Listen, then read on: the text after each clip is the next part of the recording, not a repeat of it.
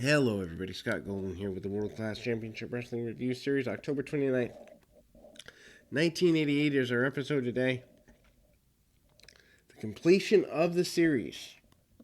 As this is the last episode in fullness available that I can find.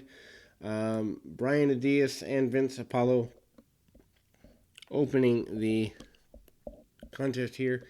Been a long time since we've seen Adias. Anyway, and kind of we see him kind of go rather aggressively, body slams early, holding on to the chinlock. Adias, of course, a former Texas champion several times, tag team champion, mainstay for the better part of the last few years, but coming back in this incarnation. Of course, World Class does not officially end, at least in having booking power in an office, till sometime in 1990, but full episodes are not available, or may be available in the Memphis library. Not really sure where that goes since Jerry Jarrett takes over late in 88. Anyway, we then kind of see the fight back from Apollo. Apollo goes pretty well to town, misses an elbow drop. Adias manages to use his smarts, as he's glad to tell everybody. And we see a snap suplex by Adias. Adias remains in control for the better part of that process. And a front face lock, Adias as well. Kind of cinches up and manages to hold that in place. Deep chin locks and such by Adias. Adias not wanting to give up any quarter to his adversary, not really wanting to do a heck of a lot with any of that. And the match is pretty basic and almost boring, as the staying around the headlock seems to be the major aspect of things. Diaz finally does get a victory here. We do a Super Clash update. They mention people who are going to be on the program. Obviously, we see. Obviously, the Lawler and Von Erich thing is your main event, but they mention guys like Wahoo McDaniel being here. They mention, so many others. We move into Jerry Lawler being highlighted against Kerry Von Erich. I mean, that seems to be the main thing they're trying to push as the main event of that program.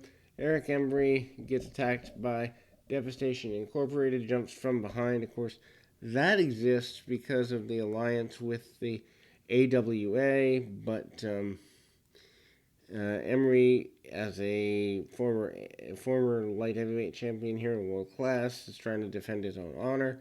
Embry has also turned babyface by this point, and I will get my phone and be back in a moment or two.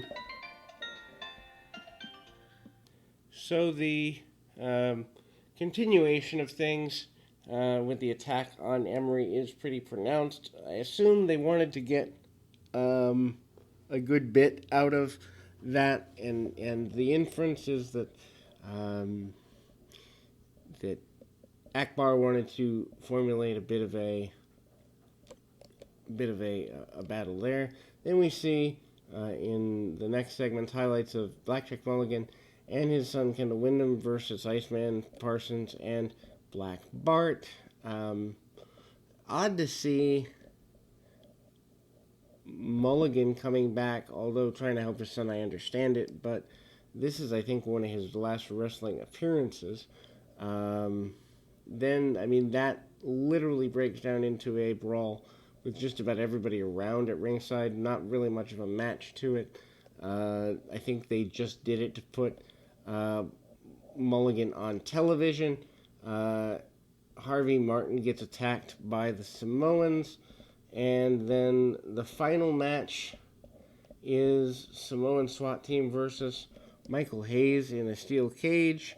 There is virtually nothing that Hayes really is, terribly worried about. We again see the continuation of the Freebirds issue, and ultimately,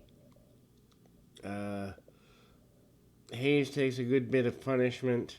They take a commercial break in the middle of the main event, which, again, no matter who does it, it's tacky, it's dumb. They hype the Super Clash thing in the middle, which makes sense. Buddy Roberts calling all the shots on the outside, trying to do everything he possibly can. Shoulder tackles and kicks and punches by Hayes. Hayes knows how to use the cage very well, sends both of the Samoans into it. Doesn't really go into why it's 2-on-1. Hayes manages to crotch one of the Samoans on the outside. Believe it or not, Michael Hayes takes a bunch of punishment, but always remains competitive in the match. Amazing to me that he doesn't get busted open right away, but Hayes does tend to avoid the blade where he can, I've noticed over the years. Not that he never blades, but it's less frequent than like a Terry Gordy would or others in the era would. Diving headbutts by the Samoans. Samoans continue to punish Hayes wherever and whenever they can, using the cage as a weapon for themselves. Hayes managing to hang in there for several minutes is a big deal, and eventually we do see them lift Hayes up off the mat. More double teams by the Samoans and clotheslines and the like. Hayes continues to fight through, oddly enough, Freebirds and the Samoans in another year or so in World Championship Wrestling / the NWA becomes a thing. Hayes is busted open off of some headbutts and some other strikes into the cage. He's bleeding everywhere. Like I said, not that he doesn't blade, but he does so sparingly and at the right time. Obviously, the fans are solidly behind Michael Hayes. And then we get the kind of the double team on Hayes. I don't know where Hayes can't find a partner. That doesn't make sense to me, especially being a former tag team champion as well.